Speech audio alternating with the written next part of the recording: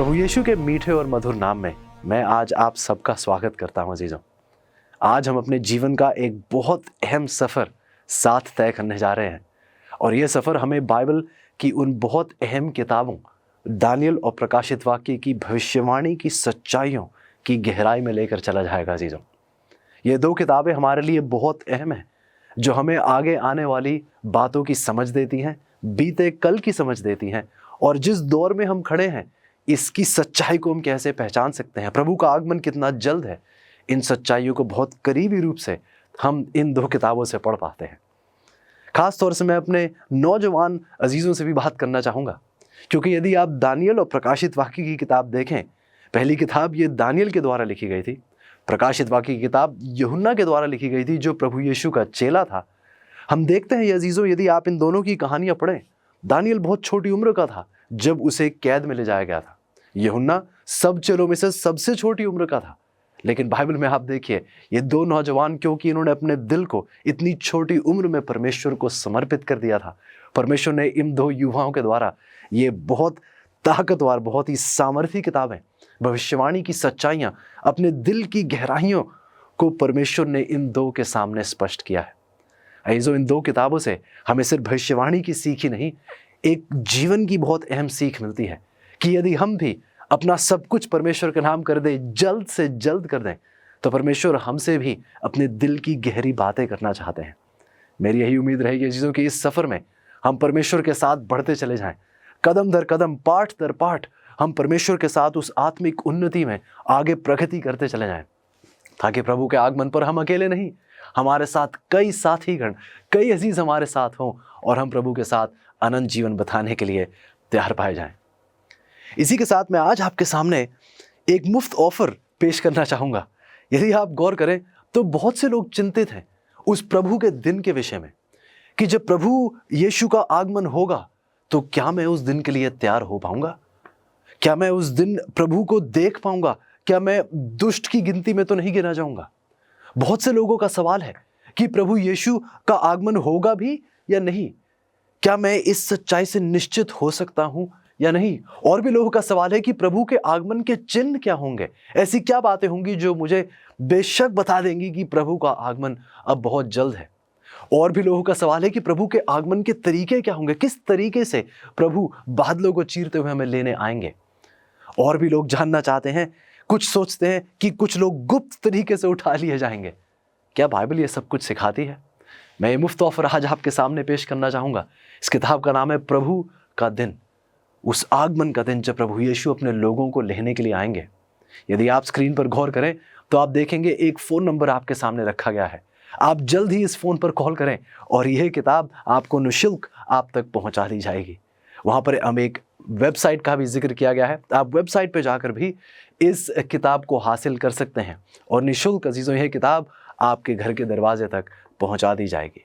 उम्मीद करता हूं कि आप इस सच्चाई से दूर नहीं रहेंगे और उम्मीद करता हूं कि जब आप इस किताब को स्वीकारेंगे तो इस रोशनी को अपने तक सीमित नहीं रखेंगे, अपने अजीज़ों के साथ, अपने मित्रों के साथ, अपने पड़ोसियों के साथ इस सच्चाई को ज़रूर साझा कीजिएगा।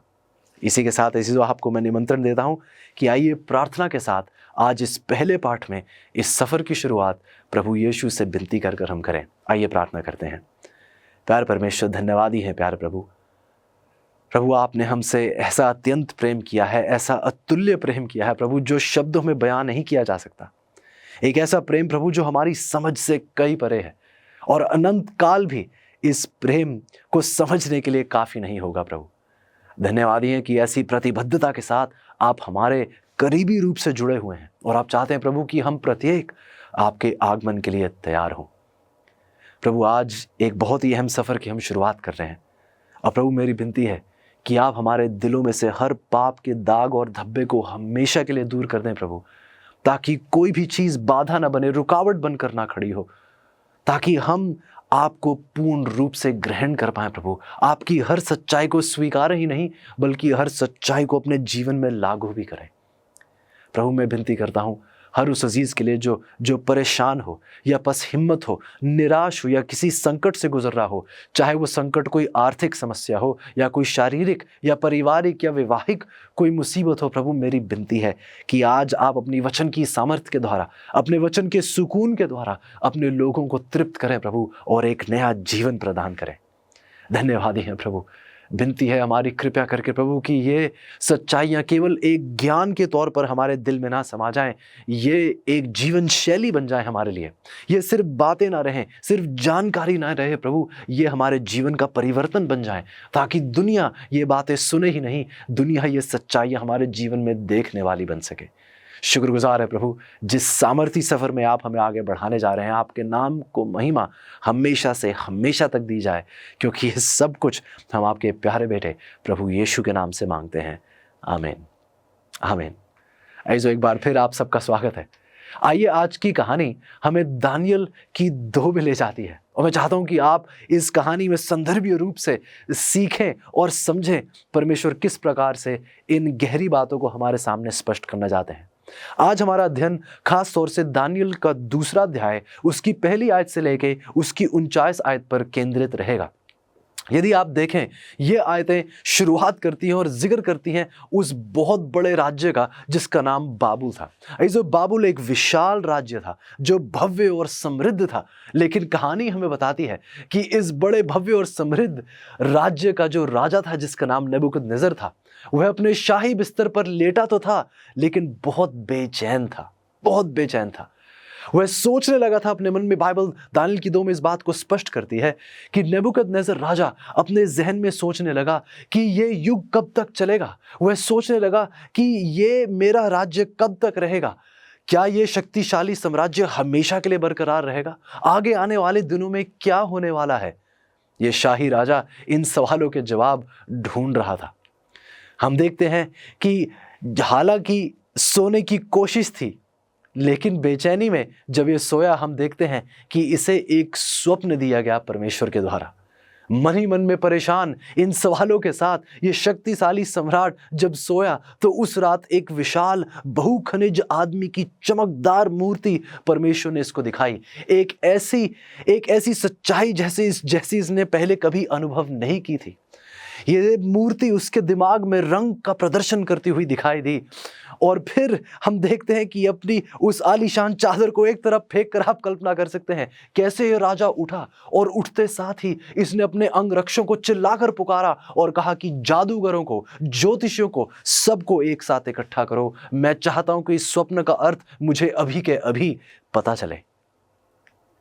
इसी के साथ अजीजों, हमारे सवालों का सिलसिला शुरू होता है, और मैं चाहूंगा कि आप मेरे साथ आगे आएं इस कहानी को समझने के लिए। और आगे आने वाले हर पाठ में परमेश्वर की कृपा से हम बहुत से सवाल उठाएंगे, और सवाल मैं नहीं दूंगा, सवाल परमेश्वर का वचन स्वयं देगा इन सवालों का जवाब।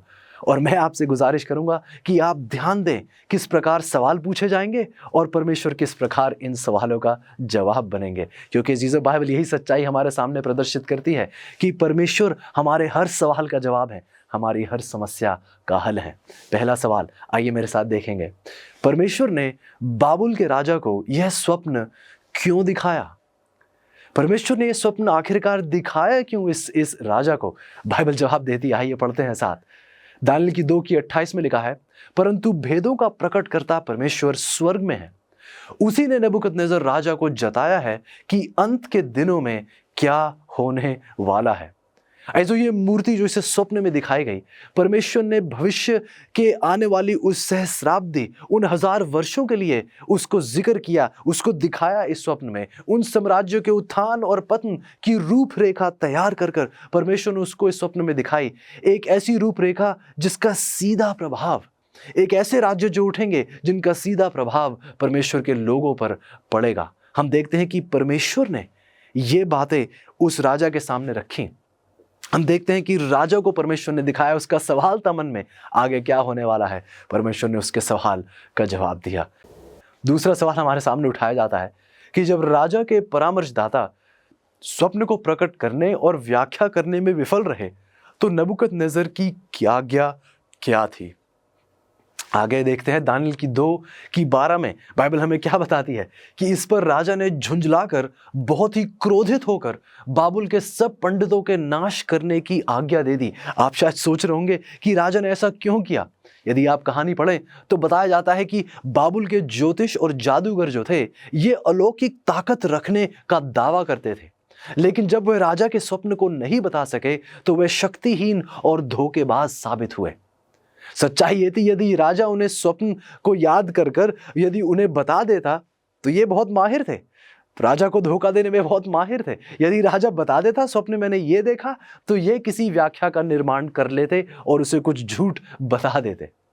लेकिन इस बार राजा नहीं सुनने वाला था, बहुत क्रोधित था और नेबूकदनेस्सर ने सभी बुद्धिमान लोगों को मार देने की आज्ञा दी, यहां तक कि उन लोगों को भी जो वहां मौजूद भी नहीं थे। राजा के साथ इस पहली बैठक में उन अनुपस्थित लोगों में से एक और दानियल नाम का एक परमेश्वर का डरने वाला, परमेश्वर का भय मानने वाला एक इस्राएली बंदी था, जिसे अभी अभी राजा ने सेवा के लिए प्रशिक्षित किया गया था। हम देखते हैं कि दानियल भी उस आज्ञा में शामिल था कि बुद्धिमान लोगों पर जब वार होता उनका वध किया जाता, दानियल भी उस वर्ग में शामिल होता। तो देखिए आगे क्या होता है। तीसरा सवाल हमारे सामने पूछा जाता है, जब दानियल को मौत की आज्ञा का पता चला तो उसने राजा से क्या पूछा, उसने अपने दोस्तों को क्या बताया। दानियल की 2 और उसकी 16 में बताती है कि दानियल ने भीतर जाकर राजा से विनती की कि उसके लिए कोई समय ठहराया जाए तो वह महाराज को स्वप्न का फल बता देगा। बाइबल आगे बताती है 17 आयत में, तब दानियल ने अपने घर जाकर अपने संगी हनन्याह, मिशाएल और अजर्याह को यह हाल बताया। हम देखते हैं कि दानियल ने दरख्वास्त रखी उस राजा के सामने और घर जाकर अपने दोस्तों को यह हाल बताया। 18 आयत कहती है कि इस भेद के विषय में स्वर्ग के परमेश्वर की दया के लिए यह कहकर प्रार्थना करो कि बाबुल के और सब पंडितों के संग दानियल और उसके संगी भी नाश ना किए जाएं। ऐसे हम देखते हैं कि दानियल ने नबूकदनेस्सर के सामने थोड़े समय का अनुरोध किया और उससे वायदा भी किया कि वह स्वप्न और उसके अर्थ को प्रकट करेगा। राजा ने, जो अभी भी अपने दर्शन के महत्व को जानने के लिए बिल्कुल बेताब था, आप शायद सोच रहे होंगे कि शायद राजा उसे बिल्कुल भी मौका न देता, लेकिन जरूर कहानी हमें बताती है कि दानियल के इस अनुरोध को राजा के द्वारा स्वीकारा गया। राजा ने उसके इस समय की विनती जो उसने मांगी थी कि कुछ समय दिया जाए, राजा ने उस विनती को स्वीकार लिया। हम देखते हैं अजीजों कि जब उसने और उसके दोस्तों ने एकमात्र स्रोत से प्रार्थना की कि राजा जो स्वप्न उसने देखा, जिसकी व्याख्या ये नहीं समझ पा रहे थे, जब उन्होंने उस महाशक्तिशाली स्रोत, एकमात्र स्रोत से उन्होंने प्रार्थना की, ये उनके स्वर्ग का परमेश्वर था, ये वो सामर्थी परमेश्वर था, उनका सृष्टिकर्ता था। हम देखते हैं अजीजों एक बहुत अहम सीख हमारे सामने यहाँ पेश की जाती है और मैं चाहता हूं कि आप इस सीख पर बहुत करीबी रूप से गौर करें। आप देखते हैं कि सजा तो दंड था, मृत्यु दंड इन पर सुनाया गया था, लेकिन बाइबल बताती है अजीजों कि इस मृत्यु दंड से ये अजीज डर कर किसी गुफा में छिप कर नहीं भाग गए। हम देखते हैं कि इन्होंने इस डर का, इस भय का सामना प्रार्थना के साथ किया, अपने परमेश्वर के साथ किया। शायद आज मैं किसी अजीज से बात कर रहा हूं जो बहुत बड़े संकट से गुजर रहे हों। शायद आज आप किसी मुसीबत से गुजर रहे हो जो आपके दिल को विचलित कर देती है। शायद आज आप किसी ऐसे खौफनाक दौर से गुजर रहे होंगे और आपको पता नहीं चल रहा होगा कि अगला कदम क्या लेना चाहिए। कहीं आप भी कहीं डर कर तो नहीं छिपे हैं। ऐसे बाइबल हमें बताती है कि हम हर मुसीबत का सामना, मृत्यु दंड का भी सामना परमेश्वर के साथ प्रार्थना में कर सकते हैं। आज मैं आपसे विनती करता हूं जीजों, चाहे जिस किसी भी हालात से आप गुजर रहे हो, एक सामर्थी परमेश्वर है जो आपको बचाने के योग्य है। एक शक्तिशाली परमेश्वर है जो आपका उद्धार करता है, जो आपको हर मुसीबत से निकाल सकता है। आपकी हर समस्या का हल वही परमेश्वर है। दानियल और उसके दोस्त हमें एक बहुत अहम सीख देते हैं कि हमें हर पल, हर समय, हर मुश्किल या हर आसानी में भी परमेश्वर के साथ जुड़े रहना चाहिए। उम्मीद करता हूं कि आप इस सच्चाई को अपने जीवन से एक पल के लिए भी वंचित नहीं होने देंगे। इसी के साथ हमारा अगला सवाल हमारे सामने उठाया जाता है। चौथा सवाल देखिए, हमसे क्या पूछा जाता है, जब यहोवा ने दानियल को स्वप्न की व्याख्या दी तो दानियल ने किसकी प्रशंसा की और किसको इन सब बातों का श्रेय दिया? बाइबल हमें बताती है, दानियल की 2 यदि आप पढ़ें, उसकी 23 और 28 में लिखा है, दानियल की प्रार्थना थी कि हे मेरे पूर्वजों के परमेश्वर, मैं आपका धन्यवाद और स्तुति करता हूं। ऐसे ये हमारा पहला पार्ट है और मैं रुककर यहां पर आपसे कुछ बात करना चाहूंगा। यदि आप अपनी हिंदी बाइबल में देखें तो हिंदी बाइबल में मूल भाषा से जब अनुवाद किया जाता है, चाहे वो इब्रानी भाषा हो या यूनानी भाषा हो नए नियम की, जब भी इन मूल भाषाओं से अनुवाद किया जाता है तो हिंदी में आप देखते हैं, जैसे यहां पर इस आयत में लिखा गया है कि बात परमेश्वर की जा रही है, परमेश्वर को संबोधित किया जा रहा है, लेकिन लिखा जाता है कि मैं तेरा धन्यवाद। ऐसो यदि हम अपने से बड़ों को भी इस शब्द से संबोधित नहीं करते हैं, उन्हें या तू या तेरा कर कर संबोधित नहीं करते हैं, तो क्या आपने कभी सोचा है कि हम परमेश्वर को इस प्रकार संबोधित कैसे कर सकते हैं? यदि हम मनुष्यों को इतना सम्मान देते हैं तो क्या हमें अपने स्वर्गीय परमेश्वर को वो आदर और सम्मान नहीं देना चाहिए? मैं आपसे विनती करूंगा, जब आयतें मैं आपके सामने रखूंगा, मैंने जानबूझकर इस आयत को ऐसे ही छोड़ दिया है। मैं नहीं चाहता आप सोचे कि मैंने बाइबल को बदलने की कोशिश की है, लेकिन मैं आपसे चाहूंगा, आपसे विनती करूंगा कि आप अपनी व्यक्तिगत बाइबल के अध्ययन में भी परमेश्वर को वो आदर सम्मान दें जिसके लायक और योग्य हमारे परमेश्वर हैं। तो जब भी आप मुझे इन आयतों को पढ़ते देखेंगे, मैं आयतें वैसे ही रहने दूंगा जैसे हिंदी आपकी बाइबल में अनुवाद है, लेकिन जब मैं पढ़ूंगा मैं पूरी कोशिश करूंगा परमेश्वर की कृपा से कि परमेश्वर को मैं तेरा नहीं बल्कि आप से संबोधित करने की कोशिश करूंगा। परमेश्वर हमारे आदर और सम्मान के पूर्ण रूप से योग्य हैं। आइए इस आयत को दोबारा पढ़ते हैं। हे मेरे पूर्वजों के परमेश्वर, मैं आपका धन्यवाद और स्तुति करता हूं। आप भेदों के प्रकटकर्ता परमेश्वर, आप स्वर्ग में ही हैं, आप सर्वशक्तिमान परमेश्वर हैं। ऐसो साम्राज्यों का उदय और पतन, ये इनका होना कई बार हमें ऐसे लगने लगता है कि ये तो सिर्फ मनुष्य की इच्छा से हो रहा है, लेकिन सच्चाई ये अजीजों की दानियल की प्रशंसा की प्रार्थना इस बात को स्पष्ट कर देती है कि एक ईश्वरीय हस्तक्षेप है जो हमें बार बार दिखाई देता है। इस दुनिया का इतिहास इस बात की पुष्टि करता है कि ऐसा कुछ भी नहीं होता है जिसका परमेश्वर को पहले से ही ज्ञान नहीं है या फिर परमेश्वर ने उस बात की अनुमति नहीं दी है। शायद आज आपको लग रहा हो कि आपके साथ जो हो रहा है ये मनुष्यों का किया गया है। शायद आपको लग रहा हो कि जिस दौर से आप गुजर रहे हैं वह इतना बुरा है, इतना खौफनाक है, इतना दर्दनाक है कि परमेश्वर तो शायद कहीं है ही नहीं। लेकिन अजीजों, यदि आप इतिहास को देखें, जैसा आज हम बहुत गहराई से परखेंगे, इतिहास इस बात का गवाह है कि परमेश्वर आज भी अपने सिंहासन पर विराजमान है। ऐसे भूलिएगा नहीं, परमेश्वर आज भी आपके जीवन का संचालन कर रहे हैं। ऐसे भी हम कभी कभी सोचने लगते हैं कि हमें पता नहीं चलता है, हमें लगता है शायद कि हमारी दुनिया में क्या हो रहा है और क्यों हो रहा है अक्सर हमें समझ में नहीं आता है। लेकिन ये ज़रूर है कि ये सुनकर हमें ज़रूर सुकून मिलता है कि परमेश्वर आज भी अपने सिंहासन पर विराजमान है। हमें इस बात से सुकून मिलता है ये जानकर कि परमेश्वर आज भी इस ब्रह्मांड का प्रभुत्व कर रहे हैं। केवल दानियल ही, आप कहानी को पढ़ें, केवल दानियल ही इस राजा को अपने स्वप्न की व्याख्या दे सकता था। फिर भी वह स्पष्ट रूप से केवल उसी व्यक्ति को श्रेय देता है जिसने उसे उस स्वप्न की व्याख्या दी थी। वह उसके स्वर्ग का परमेश्वर, सर्वशक्तिमान परमेश्वर था। ऐसे यदि आप गौर करें तो यहाँ सिर्फ भविष्यवाणी का जिक्र नहीं, यहाँ दानियल की हलीमियत का भी जिक्र होता है। यहाँ हमें दानियल के उस नम्र स्वभाव की भी झलक मिलती है। जो व्यक्ति सारा श्रेय अपने ऊपर ले सकता था, बहुत पैसा और बहुत ऐशो आराम कमा सकता था, उसने एक पल के लिए भी श्रेय अपनी ओर नहीं लिया। उसने श्रेय उसी स्वर्ग के परमेश्वर को दिया। आइए हम जीवन के हर पल में, हर उस प्रगति में, हर उस आशीष में जो परमेश्वर हम पर उंडेलते हैं, हर बातों में केवल परमेश्वर की प्रशंसा हो और हर इन आशीषों का श्रेय हम केवल परमेश्वर को ही दें। इसी के साथ हमारा अगला सवाल हमारे सामने ये पूछता है कि दानियल ने वह कौन सी 2 वस्तुएं बताई जो राजा ने अपने स्वप्न में देखी थी। आइए सवाल का जवाब दानियल की 2:31 में देखते हैं कि हे राजा, जब तू देख रहा था, 34 आयत में लिखा है, फिर देखते देखते तूने क्या देखा कि एक पत्थर ने बिना किसी के खोदे आप ही आप उखड़कर उस मूर्ति के पांव पर लगकर जो लोहे और मिट्टी के थे उनको चूर चूर कर डाला। यदि आप गौर करें तो आप क्या देखते हैं कि दानियल उस राजा को उसके स्वप्न की व्याख्या देता है और बताता है कि स्वप्न में राजा ने इस मूर्ति को देखा। इस मूर्ति जिसका सिर सोने का था, छाती और भुजाएं चांदी की थीं, उसकी पीतल की जांघें थी और हम देखते हैं कि उसकी टांगे जो थी वह लोहे की बनी हुई थी। हम देखते हैं अजीजों, आइए इन तत्वों का वर्णन देखते हैं। सिर चोखे सोने का, छाती और भुजाएं चांदी की, पेट और जांघें पीतल की थी, टांगे लोहे की और पांव लोहे और मिट्टी के थे।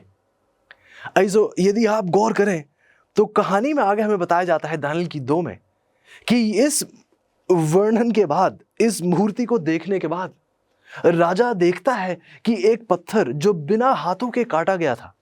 इस समय यहां संदेह नहीं किया जाता कि राजा नबूकदनेस्सर अपने सिंहासन के बिल्कुल किनारे पर मंत्रमुग्ध बैठा होगा, ये इंतजार में कि जैसा मैंने स्वप्न में देखा था, दानियेल ठीक वैसी ही हकीकत मेरे सामने पेश कर रहा है। अजीजों, सच्चाई ये थी कि दानियेल को परमेश्वर ने जैसे उस स्वप्न की व्याख्या दी थी, दानियेल ठीक उसी सटीकता से उस राजा के सामने उस स्वप्न का वर्णन कर रहा था। और अब राजा बेसब्री से इंतजार कर रहा था। वह देखने लगा कि अब मुझे उस मूर्ति को भी याद आ गया, मुझे याद आ गया कि स्वप्न क्या था। मैंने देखा फिर एक पत्थर भी उसके बाद आया। ये सारी चीजें तो उसने देख ली, उस स्वप्न उसे दोबारा याद आया, लेकिन अभी भी राजा को समझ नहीं थी कि इस स्वप्न का मतलब क्या है, ये इसका अर्थ क्या है। फिर हम देखते हैं कि दानियेल व्याख्या को समझाने के लिए आगे बढ़ा और जैसे प्रभु ने उसे बताया था ठीक वैसे ही वह उसे समझाने लगा। और इसलिए ये बहुत जरूरी है कि हम भी बहुत ध्यान से इस स्वप्न को समझने की कोशिश करें, ठीक वैसे ही जैसे दानियेल ने समझ दी थी।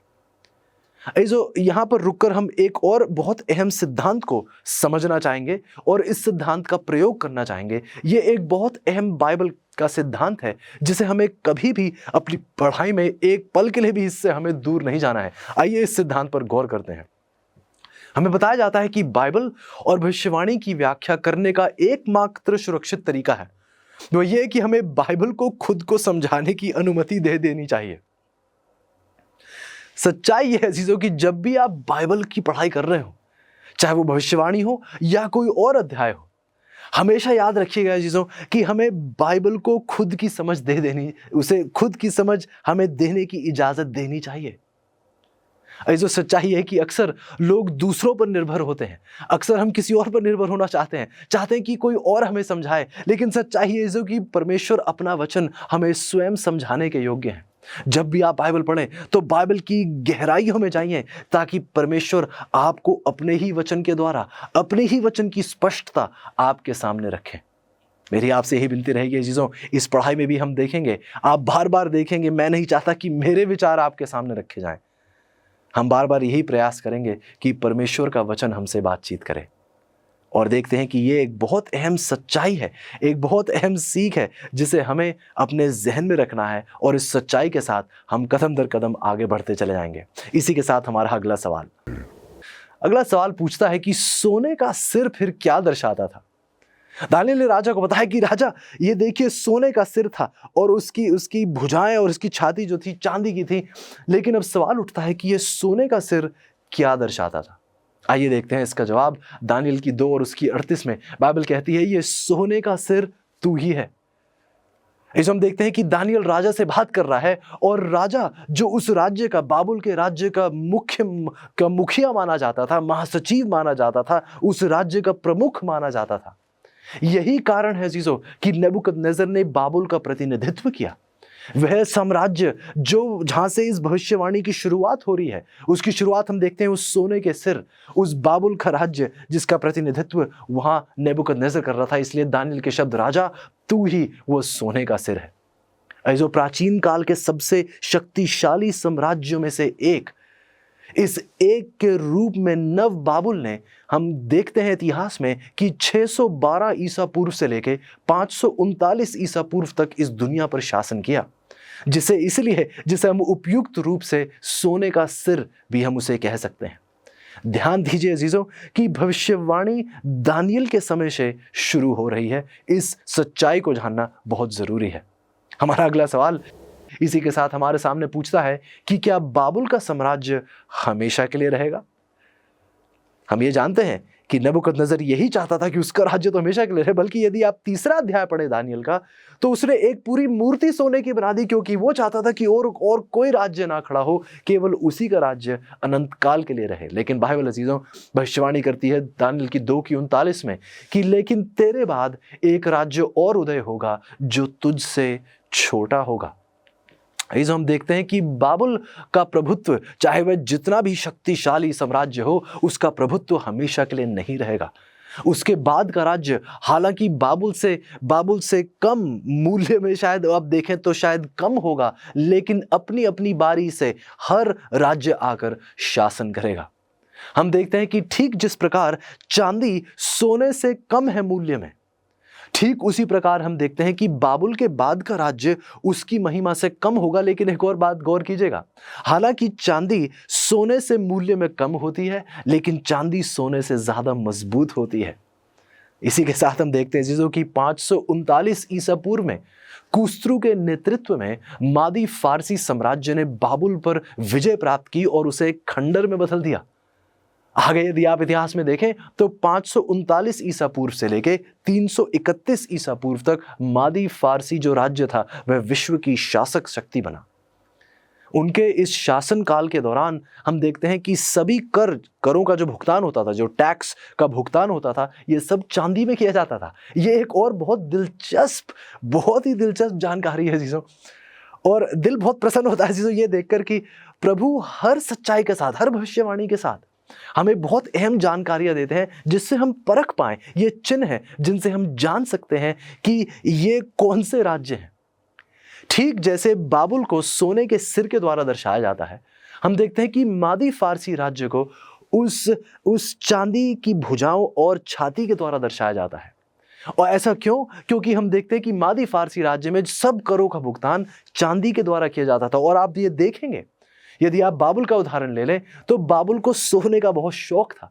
बल्कि कुछ लोगों ने जब बाबुल के उस इलाके में खुदाई की और देखा तो एक बाबुल की दीवार निकल कर आई, और उस दीवार पर हम देखते हैं कि सोने के कुछ आकार थे, एक सोने का सिंह बना हुआ था। इसके बारे में हम आगे और गहराई से भी देखेंगे कैसे एक सिंह भी जो है बाबुल के राज्य का प्रतिनिधित्व करता है। लेकिन गौर कीजिए चीजों, जैसे तत्व थे जिन राज्यों का वो प्रतिनिधित्व कर रहे थे, ये सब राज्य उन्हीं तत्वों के साथ जुड़े हुए थे जैसे मादी फारसी जो राज्य था चांदी का प्रयोग किया करता था। हमारे टूटे हुए संसार के लिए क्या प्रभु की योजना जानना चाहते हैं? जैसे हम बाइबल की भविष्यवाणी देखते हैं, आप अपनी सबसे बड़ी चुनौतियों के लिए भरोसेमंद हल प्राप्त करना चाहते हैं। प्रोत्साहित करने वाली और प्रकाशन देने वाली amazing facts Bible study guide Bible पर आधारित 27 टॉपिकल लेसन्स प्रदान करती हैं, जिसमें सुंदर ग्राफिक्स और स्पष्ट उत्तर दिए गए हैं, जिसे समझना बहुत ही आसान है। हर बाइबल स्टडी गाइड आपको व्यवहारिक उत्तर की ओर लेकर जाती है, आपके जीवन के सबसे महत्वपूर्ण सवालों के लिए। मैं कैसे तंदुरुस्त संबंध पा सकता हूँ, यीशु मसीह फिर से कब और कैसे आएंगे, और भी बहुत कुछ। अपने भविष्य को अवसर पर मत छोड़िए, सत्य से अपने जीवन को बदल दीजिए। Amazing facts Bible study guide के द्वारा ये उपलब्ध हैं इंग्लिश, हिंदी, तमिल और तेलुगु भाषा में। तो इंतजार मत कीजिए, अपने स्टडी गाइड का पूरा सेट ऑर्डर कीजिए और विजिट कीजिए bookstore.aftv.in पर। आगे हम देखते हैं चीजों 8वां सवाल कि कौन सी धातु उस राज्य को दर्शाएगी जो मादियों और फारसियों के बाद आएगा। गौर कीजिए, ये अगली धातु कौन सी है और ये कौन से राज्य को दर्शाती है। हमारे जवाब मिलता है दानियल की 2:39 में कि फिर एक और तीसरा पीतल का सा राज्य होगा जिसमें सारी पृथ्वी आ जाएगी। हम देखते हैं चीजों की यूनान का पीतल राज्य तब सत्ता में आया जब सिकंदर महान, जिससे आप वाकिफ होंगे इतिहास में, जब सिकंदर महान ने 331 ईसा पूर्व में आरबेला की लड़ाई में मादियों और फारसियों पर विजय प्राप्त की, और यूनान फिर लगभग 168 ईसा पूर्व तक सत्ता में रहा, खड़ा रहा, मजबूत रहा। यूनान के सैनिकों को यदि आप गौर करें तो यूनान के सैनिकों को अजीजों पीतल लेपित कहा जाता था। ऐसा क्यों? क्योंकि जो कवच वह इस्तेमाल करते थे वह कवच पीतल के बनाए गए थे। एक बार फिर हम क्या देखते हैं कि जो तत्व जिस राज्य का प्रतिनिधित्व करते हैं, जिसका प्रतीक बनते हैं, वो राज्य उस तत्व से बहुत करीबी रूप से जुड़ा हुआ है। ये बहुत ज़रूरी है अजीज़ों। एक और सच्चाई क्या आपने गौर करी कि जैसा चांदी सोने से कम मूल्यवान है लेकिन ज़्यादा मजबूत है, पीतल चांदी और सोने से ज़्यादा कम मूल्य का है लेकिन इन सब से ज़्यादा मजबूत है। और इसी के साथ हमारा अगला सवाल पूछा जाता है कि चौथा राज्य किस धातु से दर्शाया गया है? ये चौथा राज्य जो सोने और चांदी और पीतल के बाद आएगा, ये कौन सी धातु से दर्शाया जाता है? बाइबल जवाब देती है दानियल की 2:40 में कि एक चौथा राज्य लोहे के तुल्य मजबूत होगा। अब ये मुझे बताने की जरूरत भी नहीं है अजीजों कि लोहा, सोना, चांदी, पीतल इन सब से ज्यादा मजबूत है। तो फिर ये कौन से राज्य को दर्शाता है? अजीजों, ये रोम के उस लोहे के साम्राज्य को दर्शाता है। वह साम्राज्य जिसने 168 ईसा पूर्व में यूनानियों पर विजय प्राप्त की और एक विश्व प्रभुत्व का आनंद तब तक लिया जब तक 476 ईस्वी में ऑस्ट्रोगॉथ्स द्वारा रोम पर कब्जा नहीं कर लिया गया था। लेकिन यह राज्य एक बहुत अहम राज्य है अजीजों हमारी पढ़ाई के लिए। वह इसलिए क्योंकि यदि आप रोम के राज्य पर गौर करें तो रोम वही राज्य है जो प्रभु यीशु मसीह के जन्म के समय दुनिया पर राज कर रहा था। यदि आप कदम दर कदम देखें तो भविष्यवाणी हमें बताती है कि किस प्रकार जिस सटीकता से परमेश्वर ने भविष्यवाणी की थी, ठीक उसी सटीकता से परमेश्वर के जैसे भविष्यवाणी की गई थी, ठीक वैसा ही हुआ। यदि आप ध्यान दीजिए अजीजों, तो दानियल ने एक अचूक सटीकता के साथ विश्व के 1000 साल के इतिहास की भविष्यवाणी की। इन 4 विश्व साम्राज्यों का उदय और पतन बाबुल, मादी फारस, यूनान और रोम बाइबल ने स्पष्ट रूप से बताया गया है अजीजों, और इतिहास इन्हीं सच्चाइयों की पुष्टि भी करता है। अजीजों, दिल को इस बात का एक सुकून मिलता है, एक आश्वासन मिलता है और एक खुशी मिलती है ये जानकर कि जिस बाइबल का आप अध्ययन कर रहे हैं ये कोई मन घड़ंत कहानी नहीं, ये किसी की लिखी हुई किताब नहीं है, ये परमेश्वर का अपना वचन है और ये एक सच्चा वचन है। इतिहास इस सच्चाई का गवाह है। हमारा 10वां सवाल हमसे पूछता है कि फिर रोमी साम्राज्य के पतन के बाद क्या होगा? हमने देखा कि कदम दर कदम एक राज्य जाता है, दूसरा राज्य आ खड़ा होता है। तो सवाल उठता है कि आखिरी की दौर में एक रोम का राज्य है, इसके राज्य के बाद क्या कोई और राज्य है जो ऐसा ही बलवान होगा, शक्तिशाली होगा, जो रोम को गिराकर आ खड़ा होगा? आइए इसका जवाब दानियल की 2:41 में लिखा है। बाइबल कहती है, तूने जो मूर्ति के पांव और उनकी उंगलियों को देखा, जो कुछ कुम्हार की मिट्टी और कुछ लोहे की थी, इससे वह चौथा राज्य बटा हुआ होगा। गौर कीजिए, तो भी उसमें लोहे का सा कड़ापन रहेगा, जैसे कि तूने कुम्हार की मिट्टी के संग लोहा भी मिला हुआ देखा था। तो अजीजों देखिए कि अगली बात हमें बताई जाती है कि ये अगला राज्य जो होगा एक बटा हुआ राज्य होगा। इसकी और जानकारी हम देखते हैं दानियल की 2:42 में कि जैसे पांव की उंगलियां कुछ तो लोहे की और कुछ मिट्टी की थीं, इसका अर्थ यह है कि वह राज्य कुछ तो दृढ़ होगा, कुछ निर्बल होगा। जैसे कुछ लोहा और कुछ मिट्टी, लोहा बहुत दृढ़ होता है, मिट्टी कुछ निर्बल होती है, ठीक उसी प्रकार से हमें बताया जाता है कि इस राज्य में कुछ तो दृढ़ पर कुछ निर्बलता भी होगी। तो हम देखते हैं कि 476 ईस्वी में जब रोमी साम्राज्य गिरने लगा तो किसी अन्य विश्व शक्ति ने आकर उसकी जगह नहीं ली, बल्कि इसके बजाय हम देखते हैं कि बर्बर जनजातियों ने, जो जंगली जनजातियां थी, इन्होंने रोमी साम्राज्य को जीत लिया और इसे विभाजित कर दिया, इसे अलग अलग भाग में बांट दिया। हम देखते हैं एक बार फिर अजीजों, परमेश्वर के वचन की सच्चाई एक बार फिर सटीकता से पूरी होती है। जैसे कि दानियल ने भविष्यवाणी की थी, इनमें से 10 जनजातियां आधुनिक यूरोप में विकसित हुई। यह सच्चाई अजीजों यदि आप गौर करें तो आज हमारे सामने रखी जाती हैं। यदि आप देखें यहाँ पर इस नक्शे में, तो हम देखते हैं कि जो रोम थे, जब उसे हम देखते हैं वो 10 भाग में बांटा गया, और ये भाग आप नक्शे में देखें तो बहुत स्पष्ट रूप से नजर आते हैं कि जो एक बहुत ही महाशक्तिशाली साम्राज्य था, अब विभाजित हुआ, 10 भाग में बांटा गया। इनके उदाहरण आप यहाँ देखिए, हम देखते हैं कि एंग्लो सैक्सन्स हैं, सुएवी हैं, विसिगॉथ्स हैं, फ्रैंक्स हैं, बर्गंडियंस हैं, वैंडल्स हैं और एलमेनी हैं, लोम्बार्ड्स हैं और ऑस्ट्रोगॉथ्स हैं और हेरूली हैं। अगर आप गौर करें अजीजों, तो आप देखते हैं कि इन 10 राज्यों में से, इन 10 विभाजित देशों में से भी हम देखते हैं इनमें से 7, क्या आप यकीन मानेंगे, इनमें से 7 आज भी यूरोप में मौजूद हैं। आप कहेंगे कि नहीं, मैंने इन देशों का नाम कभी नहीं सुना है, लेकिन गौर कीजिएगा, एंग्लो सैक्सन्स का जब हम वर्णन करते हैं तो एंग्लो सैक्सन्स आज का हमारे इंग्लैंड का देश है। हमारे इंग्लैंड वासी वह एंग्लो सैक्सन्स है, इंग्लिश या इंग्लैंड के वासी हैं। ये फ्रैंक्स का उदाहरण ले लीजिए, तो फ्रैंक्स क्या है? हमारे फ्रांसीसी भाई बहन हैं जो आज फ्रांस में वास करते हैं। यदि आप एलमनाई का जिक्र करते हैं तो ये आज हमारे जर्मन भाई बहन हैं जो जर्मनी में वास करते हैं। यदि आप लोम्बार्ड्स का वर्णन करते हैं तो ये आज हमारे वो इटली वासी भाई बहन हैं जो इटली में वास कर रहे हैं। जो बार बार बाइबल इस बात की पुष्टि करती है कि परमेश्वर ने जैसा कहा आज वैसा ही हुआ, और बहुत कोशिशें हो रही हैं एक बार फिर इन 10 को दोबारा एक बार एक करने की, लेकिन हम देखते हैं कि यह मुमकिन नहीं है। जैसा परमेश्वर ने कहा था ठीक वैसा ही हो रहा है। इसलिए सवाल उठता है कि क्या ये 10 राज्य कभी एकजुट होने में सफल होंगे? आइए पढ़ते हैं दानियेल की किताब, उसका 2 अध्याय, उसकी 43 आयत। बाइबल कहती है, तूने जो लोहे को कुम्हार की मिट्टी के संग मिला हुआ देखा, इसका अर्थ यह है कि उस राज्य के लोग एक दूसरे मनुष्यों से मिले जुले तो रहेंगे, परंतु जैसे लोहा मिट्टी के साथ मेल नहीं खाता, वैसे ही वह भी एक ना बने रहेंगे।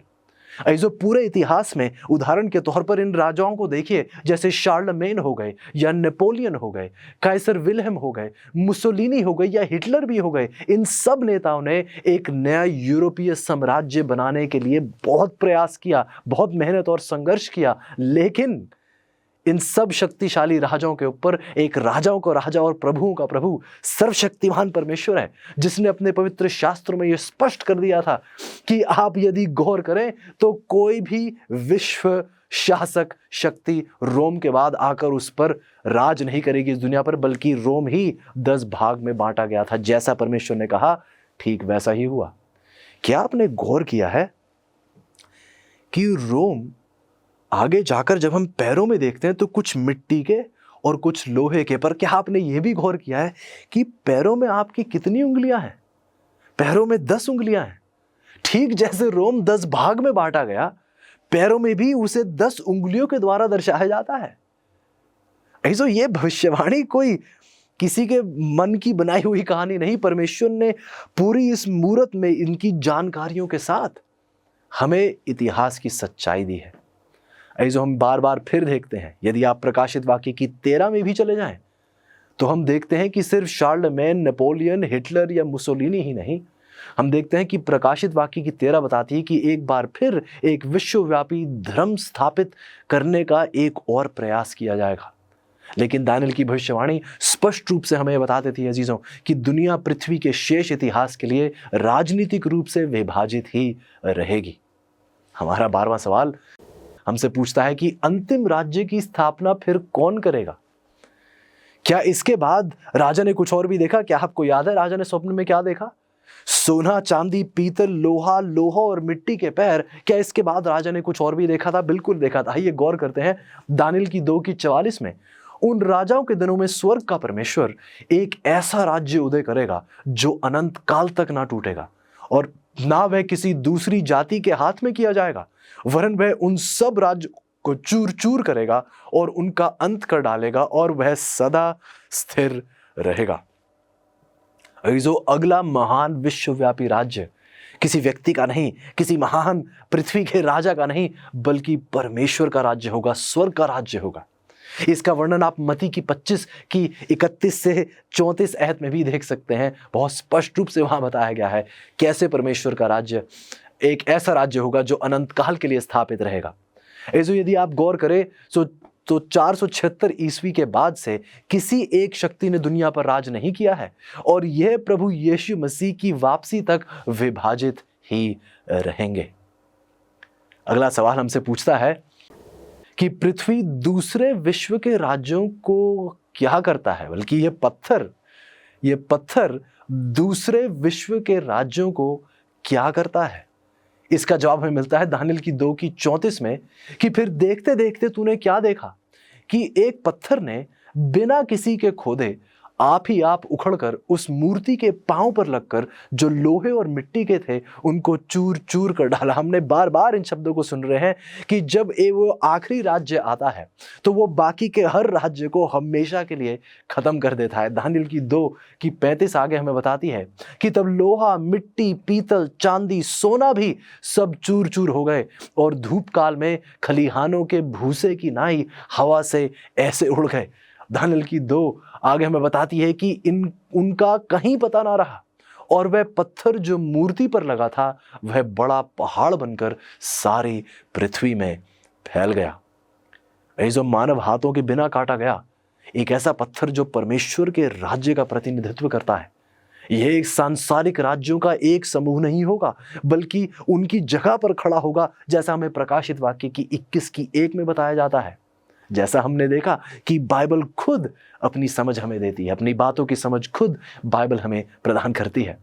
पवित्र शास्त्र अजीजों इस बात की घोषणा करते हैं कि जब प्रभु यीशु मसीह पृथ्वी पर वापस आएंगे तो यह पृथ्वी के सभी राज्य चूर चूर किए जाएंगे, उनका अंत कर दिया जाएगा और एक अनंत साम्राज्य स्थापित होगा, जैसे दानियल की 2:44 हमें बताती है। अजीजों, क्या ही रोमांचक खबर है ये कि यीशु मसीह बहुत जल्द आ रहे हैं। यीशु मसीह एक बार फिर आ रहे हैं और वह चाहते हैं कि आप और मैं उसके आगमन के लिए तैयार हो पाए। अजीजों, सारा इतिहास इस चरम या फिर इस अंतिम समाप्ति की ओर हमारा इशारा कर रहा है, जब परमेश्वर का पुत्र अनंत धार्मिकता का राज्य लाने के लिए अपनी महिमा में, उस महिमामय रूप से एक बार फिर लौटेगा। अजीजों, राजा नेबुकदनेस्सर ने सोचा होगा कि जब उसने यरूशलेम पर वार किया, उसे घेर लिया, मंदिर को लूट लिया, तो शायद राजा सोच रहा होगा कि उसने तो परमेश्वर को भी पराजित कर दिया है। लेकिन उसे बहुत जल्दी यह दिखा दिया गया कि परमेश्वर सब पर राज करता है। ऐसे मानवीय घटनाएं किसी राजा के नियंत्रण में नहीं, मानवीय घटनाएं उस परमेश्वर के नियंत्रण में है। और हम देखते हैं कि अंततः वह संघर्ष जीत जाएंगे। हमारे परमेश्वर वह संघर्ष जीत जाएंगे। हालांकि बाबुल, मादी फारस, यूनान, रोम और रोमी साम्राज्य के 10 हिस्सों ने ईश्वरीय अधिकार प्राप्त करने और ईश्वर के लोगों को नष्ट करने की बहुत कोशिश की थी, लेकिन एक राजाओं का राजा है जिसका प्रभुत्व सदा से सदा तक कायम है। अजीजों, हम देखते हैं कि प्रभु यीशु मसीह के आने से सभी सांसारिक राज्यों को अंततः चूर चूर कर दिया जाएगा। परमेश्वर का धन्यवाद देते हैं अजीजों, क्योंकि वह महान विवाद जीत जाएंगे। आइए अजीजों, आज आप और मैं बस हिम्मत ना हो, आज आप और मैं निराश ना हो। एक सच्चा परमेश्वर है, एक सामर्थी परमेश्वर है और अंत में जीत हमारे परमेश्वर की ही होगी। आइए देखते हैं अगला सवाल। हमसे पूछा जाता है कि दानियल द्वारा स्वप्न की स्पष्ट व्याख्या सुनने के बाद नबूकदनेस्सर ने प्रभु के बारे में क्या कहा? इतनी गहरी, इतनी सटीक सच्चाई सुनने के बाद राजा का क्या जवाब था, उसकी क्या प्रतिक्रिया थी? दानियल की 2:47 हमें बताती है, फिर राजा ने दानियल से कहा, सच तो यह है कि तुम लोगों का परमेश्वर सब ईश्वरों का ईश्वर, राजाओं का राजा और भेदों को खोलने वाला है, इसलिए तू यह भेद प्रकट कर पाया है। ऐसो ये जानने के बाद, गौर कीजिए, ये जानने के बाद कि परमेश्वर इस दुनिया की सब घटनाओं पर पूरा निमंत्रण रखते हैं, नेबूकदनेस्सर को बहुत आसानी हुई यह स्वीकारने की कि दानियल जिस परमेश्वर की सेवा करता है वह बाबुल के सभी मूर्ति पूजक देवताओं से भी ऊंचा है, सामर्थी है, योग्य है, काबिल है। क्या आपने देखा कितनी जल्दी इस कहानी की तस्वीर बदल गई है अजीजों? परमेश्वर के प्रति उनके विश्वास के कारण, अपने परमेश्वर के प्रति वफादार रहने के कारण हम क्या देखते हैं कि दानियल और उसके मित्र, जिन्हें पहले उस प्रारंभिक दास्तव से राजा ने ऊपर उठाकर एक ऐसे प्रमुख नेतृत्व के पदों पर उन्हें बिठा दिया, जैसे दानियल की 2:48 और 49 हमारे सामने बताती है। ऐसो परमेश्वर, यदि आप गौर करें, पूरी बाइबल इस बात की गवाह है, परमेश्वर उन सब का सम्मान करते हैं जिन्होंने परमेश्वर का सम्मान करना सीख लिया है। पहले शमूएल की 2:30 इसी सच्चाई की पुष्टि भी करती है। यदि आज आप परमेश्वर के लिए खड़े हैं तो याद रखिएगा, परमेश्वर आपके लिए भी खड़े हैं, आप कभी अकेले नहीं खड़े होंगे। जो मैं चाहता हूं कि आप गौर करें, जैसा परमेश्वर ने कहा ठीक वैसा ही हुआ। मैं चाहता हूं कि ये मूर्ति, इतिहास की ये गवाही आपके जहन से एक पल के लिए भी दूर ना हो। हम देखते हैं कि जो कि जैसा परमेश्वर ने बताया, एक राज्य के बाद दूसरा राज्य आएगा, और हर राज्य का वर्णन किया, हर राज्य के तत्वों का जिक्र किया और बताया कैसे ये राज्य जैसा परमेश्वर ने बताया था ठीक वैसे ही पूरे हुए। तो मैं चाहूंगा कि क्या आपने गौर किया कि इन सब बातों के अंत में कुछ और हुआ था। जब सोना, चांदी, पीतल, लोहा और लोहे और मिट्टी के पैर, जब बाबुल, मादी, फारस और ये यूनान प्रांत या फिर रोम का राज्य या विभाजित यूरोप, इन सब के बाद हम देखते हैं क्या हुआ। दानियल ने वर्णन किया जैसा राजा ने देखा था। मैं चाहूंगा आप मेरे साथ थोड़ी देर के लिए आए। राजा ने देखा फिर एक पत्थर था जिसको किसी हाथ से नहीं रचा गया था, किसी हाथों के द्वारा नहीं काटा गया था। एक ऐसा पत्थर आया, और जब वो पत्थर आया, उस पत्थर के सामने और कोई राज्य नहीं खड़ा हो पाया, और उस पत्थर ने उस पैरों पर लगकर उस आखिरी के दौर में एक ऐसा राज्य जो परमेश्वर के विरुद्ध भी खड़े होने की कोशिश की है। कोई भी राज्य, चाहे उन्होंने बहुत कोशिश की हो परमेश्वर के लोगों पर भी अत्याचार करने की, एक परमेश्वर का आगमन है, एक स्थिर चट्टान है अजीजों आपके और मेरे लिए, जो प्रभु यीशु है। हमारी स्थिर चट्टान प्रभु यीशु है, जो बहुत जल्द हमारे लिए आ रहे हैं, और वो एक ऐसा राज्य खड़ा करेंगे अजीजों जो हमेशा से हमेशा तक रहेगा। उनसे बड़ा कोई राज्य नहीं है। अजीजों, मैं चाहता हूं थोड़ी देर के लिए आप मेरे साथ गौर करें। यदि यहां तक परमेश्वर का बताया हुआ हर वाक्य सच्चा है, जैसा परमेश्वर ने भविष्यवाणी की थी ठीक वैसा ही होता चला आया है, हर राज्य जैसे परमेश्वर ने बताया ठीक वैसे ही आया।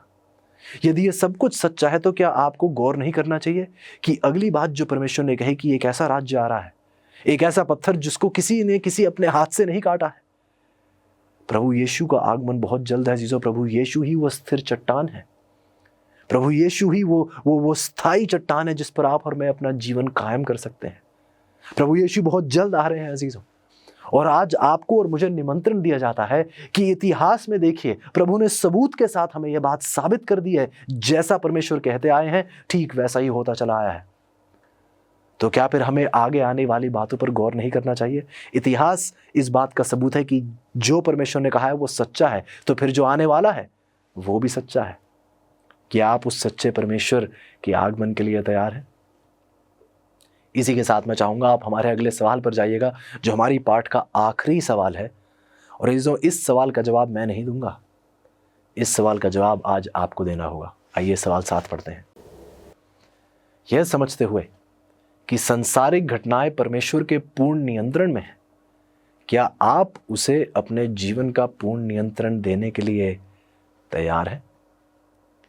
यदि परमेश्वर इस पूरे ब्रह्मांड के नियंत्रण में है, कि आप नहीं चाहते कि आपका संपूर्ण जीवन भी उसी परमेश्वर के नियंत्रण में रहे? क्योंकि जो परमेश्वर आपकी इजाजत के बगैर आपके जीवन पर, आपके जीवन का संचालन जैसे करना चाहिए वैसा नहीं कर सकते हैं। हाँ, प्रभु ने आपको बहुत आशीषें दी हैं, आपको बचा कर रखा है, आपको ताकत, हिम्मत और सेहत दी है, लेकिन इस और बहुत बड़ी बातें हैं जो परमेश्वर आपके जीवन में करना चाहते हैं। क्या आज आप पूर्ण रूप से परमेश्वर को अपना जीवन समर्पित नहीं करना चाहते? जिस परमेश्वर ने इतने अरसे से इस पूरे पृथ्वी का संचालन किया है, जो लगता है कि बिल्कुल बेकाबू हो चुका है, फिर भी एक परमेश्वर है जो हमें बचाए हुए है। क्या आज आप उस परमेश्वर पर निर्भर नहीं होना चाहते?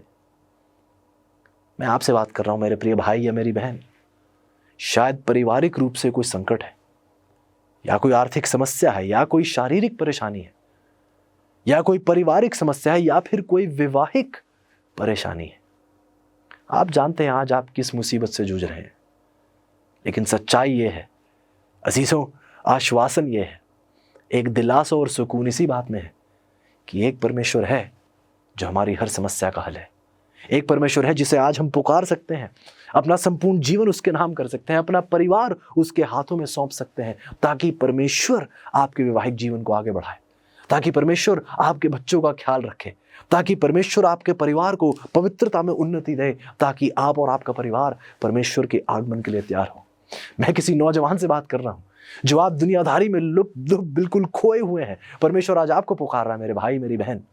परमेश्वर आज आपको पुकार रहे हैं कि दुनिया में देख लीजिए, इतना धन कमाने के बाद भी लोग कैसी बेचैनी की नींद सोते हैं, लेकिन आज परमेश्वर आपको एक सुकून देना चाहते हैं, एक सुकून जो केवल प्रभु यीशु की मौजूदगी में आपको मिलेगा। मैं आपसे निमंत्रण देता हूं, आपको आज आपसे मैं विनती करता हूं अजीजों, अपने जीवन को उस परमेश्वर के हाथों में कृपया करके सौंप दीजिए। परमेश्वर आज आपकी इंतजार में है। क्या आज आप उसके निमंत्रण का जवाब देंगे? आज आप क्या निर्णय लेने वाले हैं अजीजों? यदि आप में से कोई है जो कहना चाहता है कि प्रभु मैं अपना सब कुछ आपके नाम करना चाहता हूं, यदि आज कोई है जो कहता है कि प्रभु मैं अपने जीवन का संचालन आपके हाथ में रखना चाहता हूं, प्रभु मैंने बहुत कोशिश की अपने जीवन को चलाने की, लेकिन हमेशा बिगाड़ा ही है अपने जीवन को, लेकिन प्रभु आज मैं सब कुछ आपके नाम करना चाहता हूं। कृपया करके मेरे जीवन, मेरे घर, मेरे परिवार पर केवल आप और केवल आपका प्रभुत्व रहे। यदि आपकी इच्छा है तो आप कृपया करके अपनी आंखों को बंद करेंगे, सरों को झुकाएंगे और मेरे साथ प्रार्थना में जुड़ेंगे। आइए प्रार्थना करते हैं। प्यारे परमेश्वर, धन्यवादी हैं प्यारे प्रभु शुक्रगुजार हैं कि हमने केवल राज्यों का वर्णन ही नहीं है प्रभु, हमने कुछ मूर्ति के तत्व ही नहीं देखे हैं प्रभु, हमने आपके उस हस्तक्षेप को देखा है, हमने आपकी उस मौजूदगी को पहचाना है प्रभु, जो इतिहास में हमें दिखाई देती है। बार बार हर राज्य के गिरने, उसके उत्थान और पतन में हम देखते हैं प्रभु आप सामर्थी परमेश्वर इन सब चीजों के संचालन में है। प्रभु हम चाहते हैं कि जिस परमेश्वर को इस पूरे ब्रह्मांड का संचालन करना आता है, तो वो हमारे जीवन का संचालन कैसे बहुतायत से करना चाहता है। प्रभु आज मेरी विनती है मेरे प्रत्येक अजीजों के लिए कि प्रभु आज हम में से एक भी आपकी आशीष से वंचित ना रह जाए। विनती है प्रभु कि आप हमारे जीवन पर पूर्ण रूप से कब्जा करें, ताकि प्रभु हम अपने लिए नहीं आपके लिए जिए। प्रभु मेरी विनती है किसी परेशान भाई या बहन के लिए, शायद कोई दुख, परेशानी, मुसीबत और दर्द से गुजर रहे हैं प्रभु, शायद किसी घर में बंटवारा है या फिर किसी घर में किसी बीमारी की चीख पुकार है, प्रभु आप सब कुछ सुलझाने के योग्य हैं। तो मैं विनती करता हूं प्रभु आइए आप हमारी मदद करें कि हमारी नजरें हमारी मुसीबतों पर नहीं, हमारे आज मसीहा पर हो। मदद कीजिएगा प्यारे प्रभु, हम सबके जीवन पर केवल आप और आप ही का कब्जा हो, आप ही हमारे राजाओं के राजा बने रहें, हमारे दिल के सिंहासन पर केवल आप विराजमान हो। धन्यवादी है प्रभु अभी बहुत कुछ सीखना बाकी है, और मैं विनती करता हूं प्रभु आप हमारे अजीजों को एकत्रित कीजिएगा, आप हम सबको एकत्रित कीजिएगा, ताकि हम में से एक भी अगले पार्ट से चूक ना जाए। प्रभु विनती है कि हम ही ना आए, मेरे अजीज और भी दोस्तों को इकट्ठा करें, ताकि हम प्रभु की गहरी बातों को स्वीकार कर प्रभु के आगमन के लिए तैयार हो पाएं, और हमारे साथ लाखों करोड़ों लोग हमारी गवाही के द्वारा प्रभु के आगमन के लिए भी तैयार हो पाएं। शुक्रगुजार है प्यारे प्रभु इस मीठी सच्चाई के लिए, इस सुकून और आश्वासन के लिए जो आपके वचन के प्रभु यीशु के द्वारा आज हमें प्राप्त हुआ है। आपके नाम की महिमा हमेशा से हमेशा तक की जाए, क्योंकि ये सब कुछ हम विश्वास और धन्यवादी समेत प्रभु यीशु के नाम से मांगते हैं, आमीन।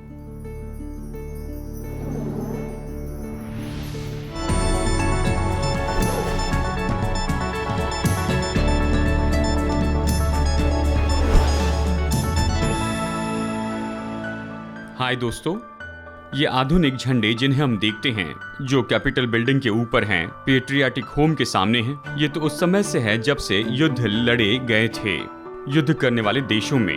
ये बहुत ही सुंदर और बहुत ही अद्भुत आकार के साथ बनाए गए युद्ध भूमि में ऊंचाई पर रहते थे, ताकि युद्ध करने वाले लोग चाहे धुआं हो या फिर गड़बड़ी हो, फिर भी वो ये जान सके कि उनकी सेना तराई में कहाँ है और वो कहाँ पर लड़ रहे हैं। अगर आप अपने शत्रु के झंडे को जीत लेते हैं तो ये बड़े आदर की बात होती थी, और वहीं से ये खेल आया है जिसका नाम है कैप्चर द फ्लैग। युद्ध में बदलाव आते गए हैं। अब ये जो झंडे हैं ये तो निश्चय ही अलग अलग देशों के बारे में और पहचान के बारे में बताने वाले हैं। आज संसार के अलग अलग देशों के जो झंडे हैं ये तो बहुत ही अलग हैं और रंग बिरंगे हैं, और इनके हर एक आकार और रंगों का एक खास अर्थ होता है।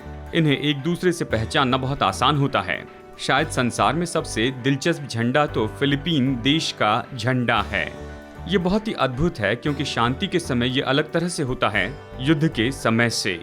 शांति के समय में फिलिपिनो झंडा जो लाल, सफेद, नीला और पीले से बना है, इसमें नीला भाग ऊपर होता है, लेकिन युद्ध के समय इसे पलटा देते हैं और लाल भाग ऊपर आता है, क्योंकि यहाँ पर ये अपने लहू का बलिदान करने के लिए तैयार है कि आज़ादी बनाए रखें। बिल्कुल इसी तरह से ऐसी एम्बेसी जो दूसरे देश में स्थापित की गई है वो अपना झंडा लहराते हैं जबकि वो दूसरे देश में होते हैं। विश्वासियों के पास परमेश्वर के प्रेम का झंडा होना चाहिए इस गिरे हुए संसार में। सुलेमान के श्रेष्ठ गीत अध्याय 2 वचन 4 में हम पढ़ सकते हैं, उसका झंडा जो मेरे ऊपर फहराता था वो प्रेम था। ये झंडा है जो मसीह लोगों को अद्भुत राज्य के रूप में बताता है इस संसार में।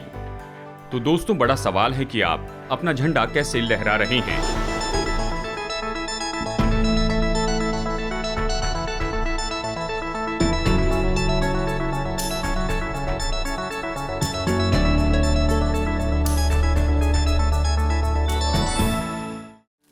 पेड़ सुंदर होते हैं, और क्या यह आश्चर्यजनक नहीं है कि पेड़ बनाने के लिए आवश्यक सब कुछ एक छोटे से बीज के अंदर पाया जा सकता है।